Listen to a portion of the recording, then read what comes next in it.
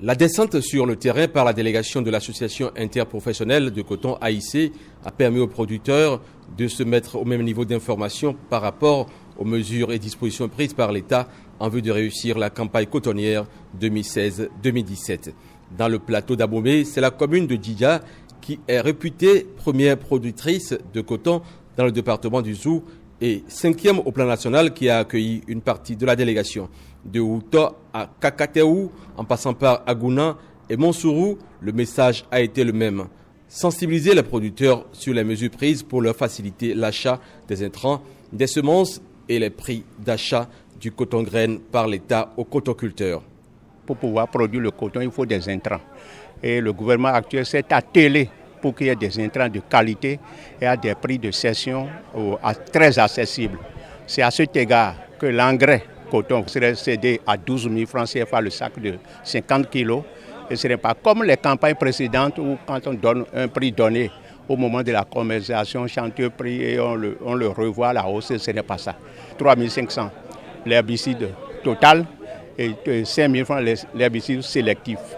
Les insecticides, il n'y aura plus de prix différentiel en fonction des fenêtres.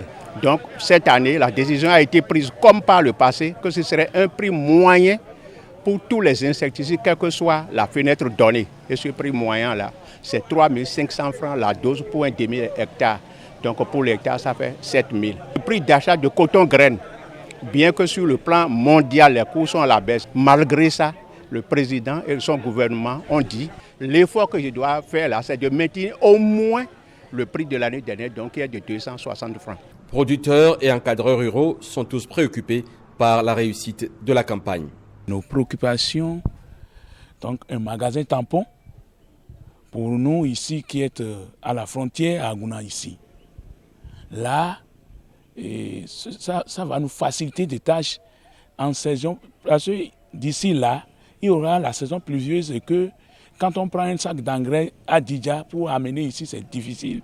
Au départ, on avait exprimé un besoin de 18 000 hectares de coton à emblaver à Djidja, mais à voir l'engouement que les producteurs ont désormais par rapport à cette filière, nous sommes obligés d'écrire rapidement pour compléter cette prévision-là, désormais à 25 000 hectares.